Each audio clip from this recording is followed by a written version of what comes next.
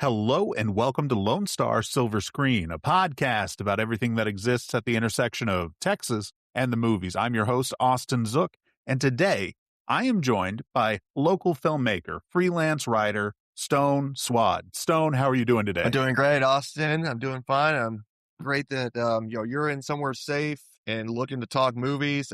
Looking forward to having a great time too. How you doing? Yeah. The weather outside is apocalyptic, but thankfully both made it and we're able to record now. Amen to that, brother. Amen. So let's talk a little bit, okay? So you mentioned we're here to talk about movies. We're always talking about movies. I wanted to zoom out for this episode. Usually I'm doing something very specifically tied to Texas, but you and I had a conversation at the Dallas International Film Festival, and you got me thinking about just like a general trend in movie going that I think is going to be important to keep an eye on over the next several years. And we are going to be talking specifically about movies that are adaptations of video games. So before we get into this, I start every episode with an over-under question. So I'm going to ask you something and you tell me if it's overrated or underrated. Alrighty. Okay? All right. Overrated, underrated, The Legend of Zelda. Oh, man. I mean, see, here's the funny thing. I've never grown up playing any of the Zelda games at all, whether it's the Toon League games or the traditional Zelda games. But I think they're overrated in the general sense of, while I do think that their overall impact on, the world of gaming is still very much, to be appreciated. It just feels like, and I have experience with Zelda fans. They are just so die hard to where it is like a little too obnoxious, but it's like, but there's some weirdly like niche, like Zelda's never up until, next year with the live action Legend of Zelda movie, which I'll talk about later. They're just now breaking into media. And I feel like it's overrated in the sense of that game IP has this weird sacredity of it that kind of reminds me of Star Wars fans almost, where it's like, it's so precious and it's like so diehard to where it's like, you got to lighten up on a couple of things. It's not all that. Yeah. I mean, I can argue Mario has more nostalgic cachet than Zelda does, in my opinion. I think that's very fair. Now, let's talk about video games first, okay? Are you a gamer? Did you grow up with video games? Yeah, I would say I'm a general gamer. I grew up, playing some sports games, the 2Ks and Maddens, but in between that, I was doing a lot of narrative games. Like, I played LA Noire at 12, Yeah, that was when my, intros into like mature gaming. But I also grew up, playing everything Super Mario. I played on my DS. I played, from Mario to Pokemon. I also played, but a game I loved growing up playing or gaming series was the Witcher trilogy. Love the Witcher. Yeah. And as an extension, I really liked, the Henry Cavill seasons of The Witcher on the Netflix series. I mean, hats off to, Liam Hemsworth, but when Henry Cavill was Garrett, I felt like, that show really like encaptured a little bit of the games, even though like that show was more based on the book series, which I only got around to after I played the games. Like when I was graduating high school, I found out there was a book series. I was like, wait, there's a book series? I got into that a little bit. And I also played a lot of the Resident Evil series of games. Loved those. Played a little bit of Mortal Kombat. So I guess I'm like a general gamer in the sense of I look for games that hook me in a sense, whether it's how you play them or from a narrative standpoint, it seems cinematic or it has a lot of like big impact. So I would say I'm a general gamer in that sense, as much as I would say, I'm trying to get into more gaming nowadays because of this trend that is growing now. Like played the new Resident Evil Requiem, more than a couple of times, loving that, and just really trying to be open to more narrative games. So yeah. So there have been video game adaptations for decades now, right? Like it's not like this is a new thing. I would say that in general, though, people are kind of looking at video games as the new like place to mine IP for films.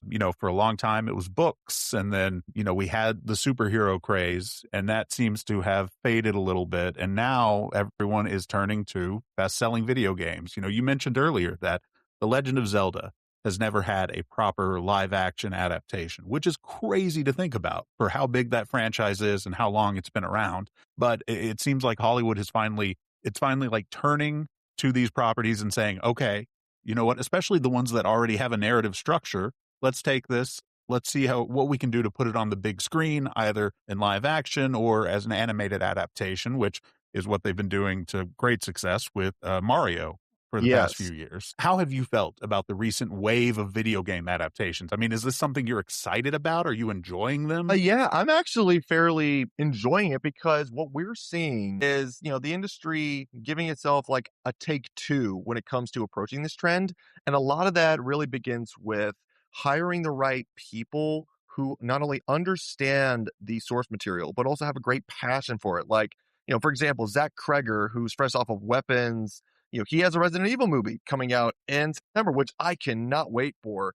I saw the trailer, like I said at the beginning of the episode, I'm a fair enough, general fan of the Resident Evil games, played all the good ones and the bad.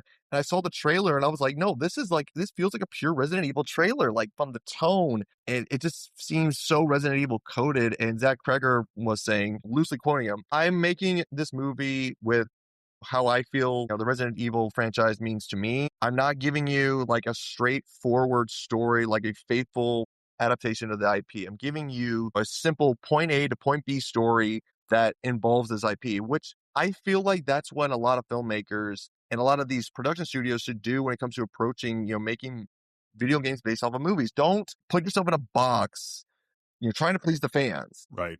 Give us something that is familiar with the IP and still has that core essence of it. And I know a lot of fans of Resident Evil were very mixed on the trailer, but when I saw it, I was like, no, like this is like what I want to see from all these video game movies coming forward. Now, sometimes some of them can lean into fan service, like the Super Mario Galaxy movie, which, I fairly Right. defended and enjoyed the first movie because there was at least a little bit of a story there. And yeah, everything else was a lot of, fan servicey, callbacks and all of that. But there was at least a little bit of a story. Yeah, with Super Mario Galaxy, like Illumination just said, let's just go through all the hits and everything, which, Yeah.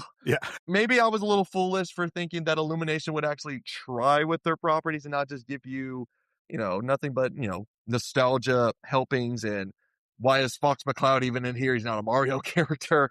But even then, it's still at least giving fans what they want and it's still contributing to a healthy box office. I mean, for better or worse. And the same could also be said for, the Minecraft movies as well.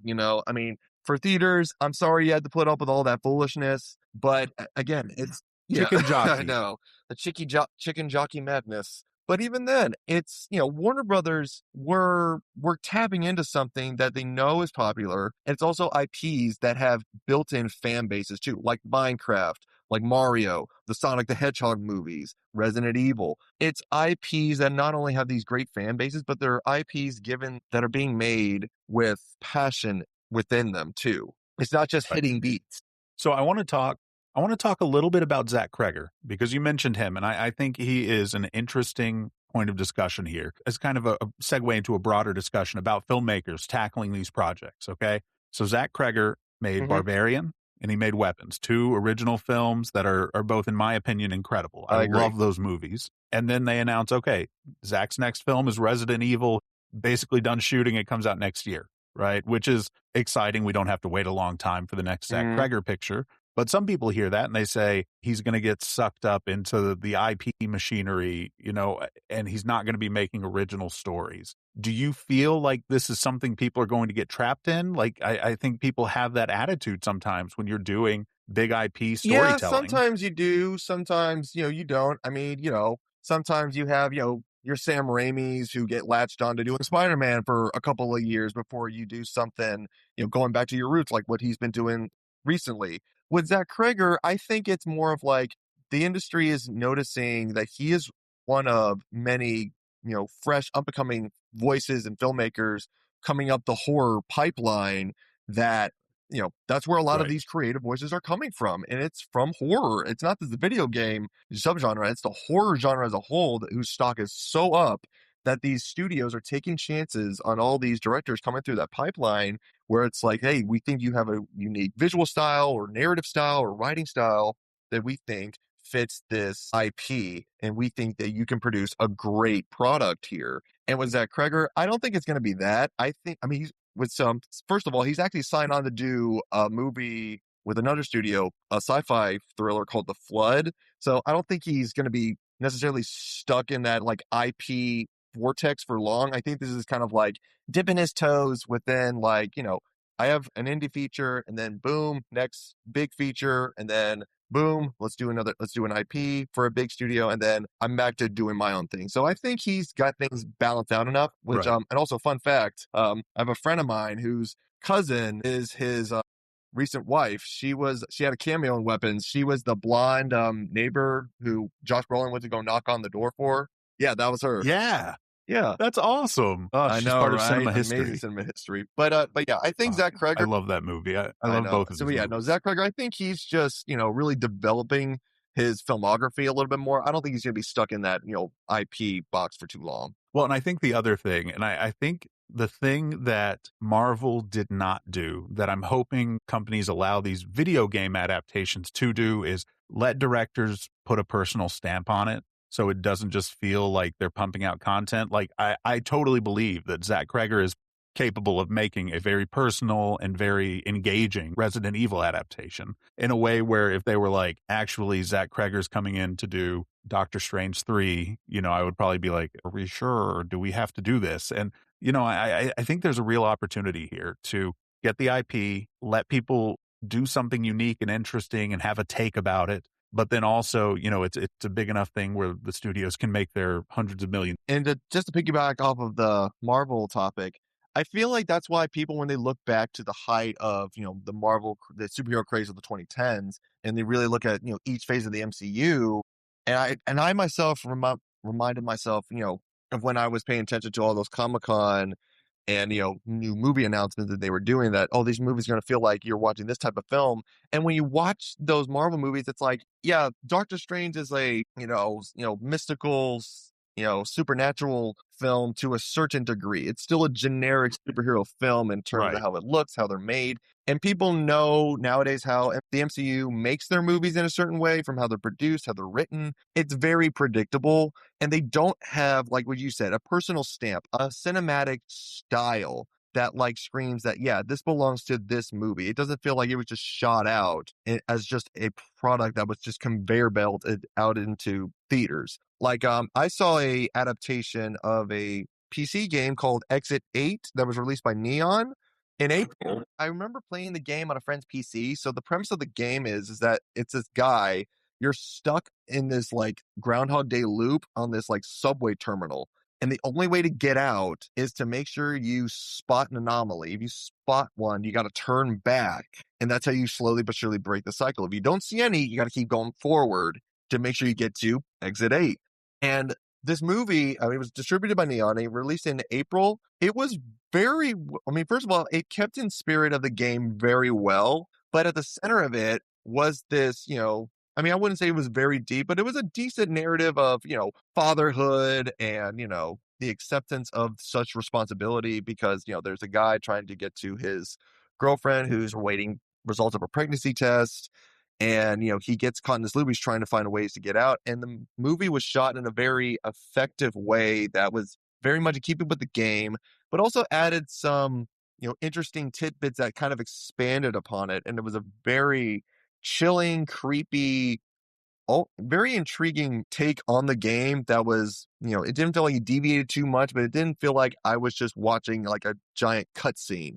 And it was a very effective, well-made movie. And I thought yes, no, this is what you want to see from not just the big budget studio level when it comes to video game adaptations. You want to see, indie like takes on games that, aren't that much expensive to make or didn't really feel like they needed that big of a budget. It's just, can you do with those resources and with the right storyteller who knows the source material? Well, and since you're mentioning the indie take on these, the box office story of the year has been Iron Lung coming out with Markiplier behind it and not having a traditional distributor attached. And for anyone listening who doesn't know, basically he did a call campaign with all of his followers on YouTube, and he reached out, or his followers reached out to local theaters and said they really wanted to see this movie, and it worked. All these theaters were like, okay, there's demand. We're going to program Iron Lung.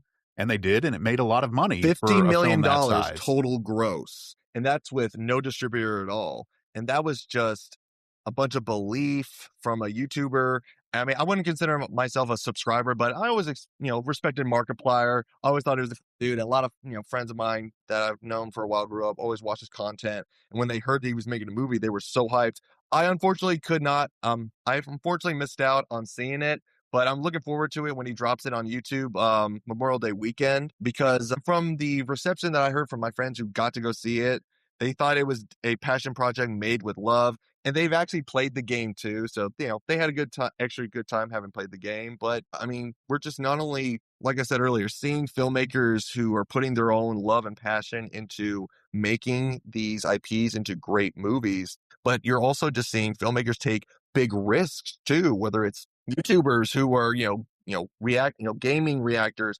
Jacksepticeye, he's making a Bloodborne movie now for Amazon, which is, yeah, I know. So that just shows you that, hey, even these, YouTubers who spent the past decade playing games and hey, watch me play this. It's like, you know what? It's about my time. I make a movie based on a game that I love, but I want it made my way. And why not? These people have the metrics, they have the followings, they have the money, and you're also seeing, production studios really kind of be hands off and just be like, these people know what they're doing. Yeah. If they can give us a little piece of the pie, it's best of both worlds. So it's a great trend that we're seeing, and it's a consistent trend that, I think it's, in terms of quality, it's 60-40. We're seeing more good, lucrative video game movies than there are bad. But even the bad video game movies aren't as, like, really bad as the past gaming adaptations we've got in the past before. Like the 90s Mortal Kombat. I know some 90s kids have fond memories of that, but let's face Of it, like course. that was not the best adaptation we could have got. Also, Annihilation too. You can only laugh at the fact that no one said no to any creative choice that went into that. Yeah. So what would you say? I mean, if we had to boil it down to three things, what are the three things that a video game adaptation or a film adaptation of a video game needs to be successful? The first thing would have to be actual love and care for the source material, right? Like I said, Zach Kreger, he's an actual fan of the Resident Evil games. Well, also another great example, Alex Garland. He is doing A24's Elden Ring movie, and he pitched his whole pitch deck and concept art and outlines that he's had to not only the game's creator, but he also pitched it towards studio execs at A24 to show how much he really does, like, not only play the games, but he also has a big love for the games too. He's also a fan of George R.R. Martin, who wrote the story outline for Elden Ring as well for the game. A24 trusts him enough. And also Alex Garland's one of the most talented filmmakers currently all around. And they trust him enough that they're giving him $100 million to make this movie. And they're currently shooting it right now, and it has a 2028 March release date. So that just shows you, like, one, you got to make sure there's a lot of love and care going into that. And the second one is, can you make a video game adaptation that is connectable? Like, can you make something that has a decent narrative and a theme that matches, the story you're trying to tell with this IP, right? So I would say, with I'm sorry, I'm going through some of my notes. Like even though I don't agree with this, the Minecraft movie, main central theme was trying to be, centered around never letting go of your creativity, no matter how older you get, or no matter how life gets or mundane things gets. It's a message that's very similar to the Lego movie, and the Minecraft movie was trying to pretend to be that, and it chose to be corporate slop instead. But even then, like, there was an attempt at a message there, right? Like, there was it went Right. for something, They even went though it for didn't something. totally hit it. But I'll even say the Sonic movies. The first movie was really about Sonic trying to find extended family, trying to find a sense of belonging somewhere. I can, even though, again, it was very surface level, but still, there was an actual narrative there. We're not just getting fan fiction movies that don't really have a plot, don't really have a whole lot to say. You're just seeing actors cosplay as these characters that you recognize, but there's not really a story or a purpose behind them as what you would see playing the actual game, going through the main story mode. So you would really want to have, a story that is at the center of this IP, and how can you use this IP to tell this unique story? And the third one for me would be to make sure that it has identity. Like you got to make sure that this movies have identity, right? Like the Sonic movies, the Super Mario movies, those are family fun films. Mortal Kombat, it's very stylistic, it's very gory, but it can also be a little absurdist too. I can even say, the Five Nights at Freddy's movies also. Those are kind of very campy, very over the top, very much, even though I could also make the argument that, I wasn't really a fan of those movies either because I felt like they were adding too much lore. But the Five Nights of Freddy's IP already kind of has lore that's over the years been added to by the fans. So I think that was just, Universal saying, well, the lore was kind of, thin here as it is. But as long as you can turn something into something that you can think is marketable or lucrative enough that the fans will flock to, that'd be fine. As long as it has an identity, as long as this, like, yeah, this looks like a Five Nights at Freddy's movie, man. Or if you watch the Resident Evil trailer, you're thinking, oh my God, this is so pure Resident Evil, man. I love this. We got zombies falling off buildings and splatting on the ground. That is so something I was seeing Resident Evil. Heck yeah. So yeah, I feel like those are my three things.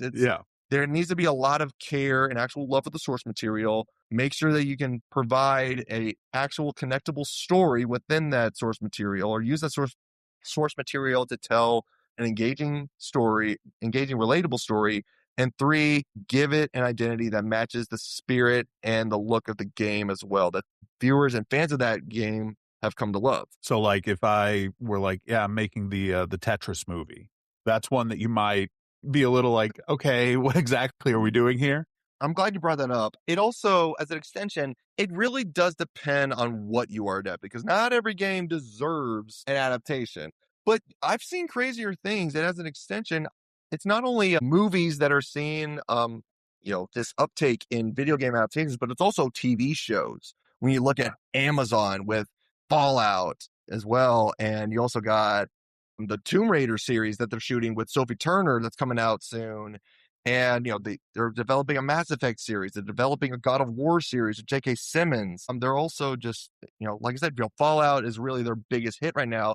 They're in the middle of, shooting season 3 and developing that. So it's really just depending on what can you adapt and what platform fits it, right? Like, The Last of Us feels like it's more appropriate for the TV streaming platform because, that game is so very much based in open world travel and everything, and just, excuse me, just exploring the landscape of this zombie apocalypse, that it feels more appropriate to do it in a multi TV season structure rather than like an 3-hour movie where you might get a little restless. So I think it really just depends on what type of source material you are adapting and what can you do with it. And also, speaking of Amazon, they also have an anthology series called Secret Levels, where each episode, yeah, definitely would recommend it. Very and cool. Each episode is, a different director directing an animated adaptation of a game. Like one episode, I'm not kidding you, one episode is about Pac-Man. And what they do with Pac-Man is so out of the box crazy. Even I could not have thought about it. And as a writer, I'm like, okay, I can give you props. It's a very short episode. Each episode is like difference in lengths. But what they did with Pac-Man, a little bit of a spoiler, they make this episode in the vein of a dystopian dark sci-fi thriller. And it's this guy trying to get out of this maze, and he like possesses this giant dot who's Pac-Man, and he has to get out by fighting the ghosts. And from the visual designs and the tone and everything, it's like, wow, y'all just said, you know what? We're not doing bright, colorful neons. We're going full on Zack Snyder in his Depression era mode, full on. It was really incredible to just watch, because it's like, it's something creative and new. And it's something that you would not have thought would be the right approach for that source material. And there's also an episode that they did with Warhammer. There's an episode they did with Mega Man. The Mega Man episode is a lot lighter, not in the same vein, but it's really fascinating. And it's really cool that even Amazon is like finding ways to like, you know what, we can save ourselves some money, not greenlight a whole bunch of projects. Let's just create a series that each episode has its own unique take on this game that we're choosing to adapt. And that just shows the further expansion of this trend that we're seeing here. It's not just, being kept in the movie lot. It's, what source material can we bring to TV? And whether it be, like I said, Fallout, Last of Us, like we really are seeing like a lot of expansion when it comes to other ways that we can adapt IPs, video game IPs. Do you think people can have too intense of a connection to video game characters and that can hurt the adaptation process? And I'm thinking specifically of a couple of things, okay? So you mentioned Tomb Raider and you mentioned God of War, and both of those shows have come under fire because fans have decided that the main characters don't look enough like the characters they are portraying. I think both of those complaints are a little ridiculous personally, but that has been a thing online. And then we were talking about Sonic earlier. Sonic the Hedgehog, the first one, very famously released a trailer and people lost their minds over how Sonic was being portrayed. And so the studio was like, you know what? We hear you. And they completely redid the film with basically a character model that more closely resembled the original character from the video games. I mean, do you think that it's possible that scenarios like this are actually kind of bad for filmmaking, where people are going to be afraid to take risks or do something that's even slightly deviating from the source material? In the case of Sonic the Hedgehog, it's a CGI hedgehog. Like, the one thing you needed to do is not screw up the design. And that is one case where internet bullying was warranted. I feel like no, I'm serious. I feel like that movie would have really suffered from that character design alone. And because again, I feel like that is where the turning point really began with this trend, was the first Sonic the Hedgehog movie. When you saw that the studios were like, oh wow, no, we really want to make sure to get this right. So much so that they had to spend extra $5 million to redesign Sonic, but it worked. It worked. And I don't feel like that movie would have been so beloved had they chose to make Sonic look hyper realistic. Now, in the case of, say, Lara Croft Tomb Raider, I feel like it's a sense of make sure the character is not over sexualized, but show that this is a strong female heroine. But another instance that I was also thinking about was the early fan cast of the Zelda movie, where a lot of fans were fan casting Hunter Schafer as Zelda. And she even made a comment on it, and she said, "Oh yeah, I'd be so open to play Zelda." She said, "My favorite Smash Bros. Character, Zelda." Even, and a lot of people got really touchy about that because of her being trans and all that. And I feel like there are those instances where if it's a human character, you might run into that issue. But when in the case of like Sonic the Hedgehog, I feel like that's a matter of, as long as you don't totally tweak the design so much to where this looks like a warped version of the character, that's a whole different story. If it's like a human character, like a physical person, it's really going to depend on like who you cast and whether or not you're willing to roll with those punches. Yeah. I mean, it's good for the people at Columbia who are willing to go with two new fresh up and coming actors for the Legend of Zelda movie. I don't know if that was because they wanted to go with somebody who was unknown, or maybe it was because that early quote unquote controversy, which I thought was ridiculous. But I can totally see that happening. It just depends on what type of character are you casting for, whether they are human, non-human, or whatnot. It just really depends. So if you could direct an adaptation of a video game, which one would you choose? My brother introduced me to this game when I was very young. It was Shadow of the Colossus. Okay. I played it on his old PS2, and it was just before he was moving out of the country.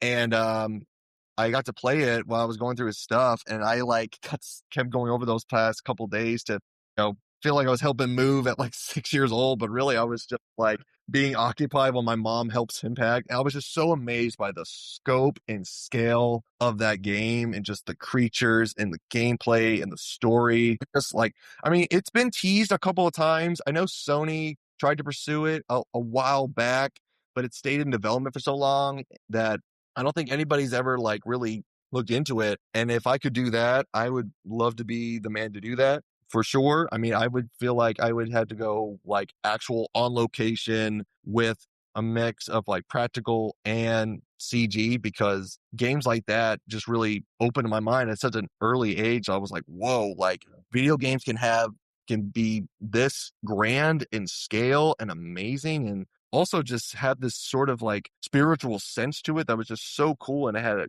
great like just edge to it too. So if nobody beats me to it, I would love to do a Shadow of the Colossus movie. To anybody who is thinking about it, I will write you an outline. Stone Swad.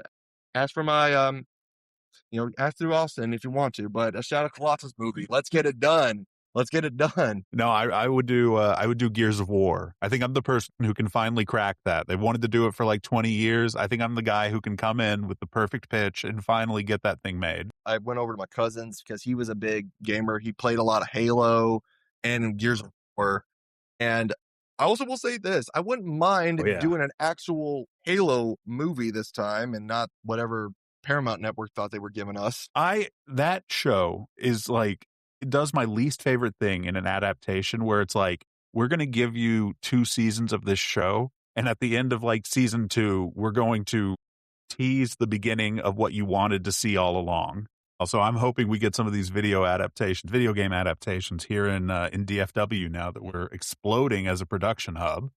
Hey, if they shoot a Red Dead Redemption series out here in Fort Worth, that'd be amazing. We got. That was going to be one of my questions was what would be the perfect video game to film out here, and that's a great call.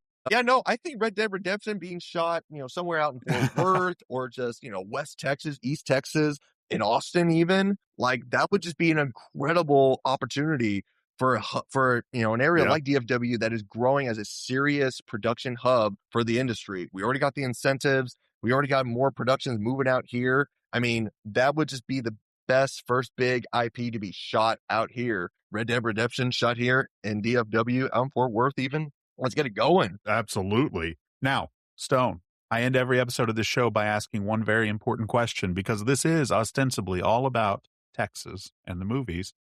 What is your favorite thing about Texas? Just that sense of hospitality from a communal sense. And I feel like that's being recognized from not only a industry sense in film, but it's also, I've been born and raised here all 27 years of my life. And, I just grown to see Texas be known for people having that neighborly sense of hospitality, wanting to get to know you. Is there anything I can do for you? Just make sure you let me know about it.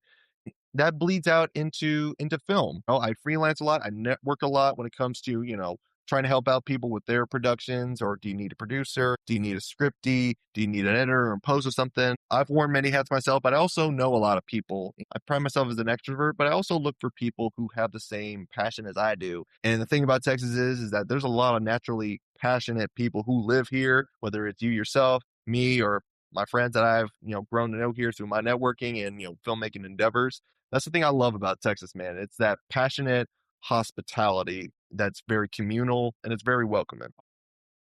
If anybody wants to follow you, keep up with you and your exploits, where can they go to do it? Well, they can do it on my Instagram.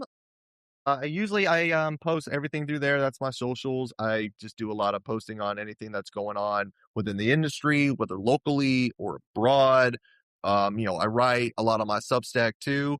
My Instagram is Mr. STON3Y at Instagram.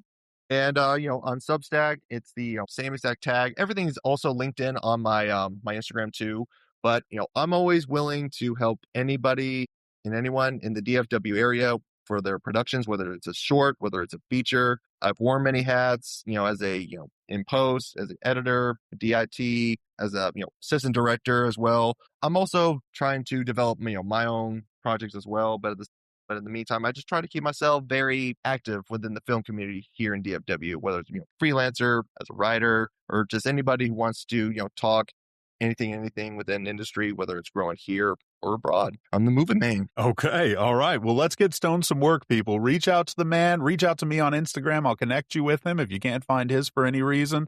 And let's get him busy on some movie sets. You heard him. He will do anything. He will gaff. He'll hold the boom mic, whatever you want. All right, Stone, thank you so much, man. I loved this. This was wonderful. I'll have you back on very soon. Thank you so much, Austin, for your time. I'm looking forward to it, man. Looking forward to even more fun talks. Thank you so much for your time and have a great rest of your day, my man. And always keep creating. You too.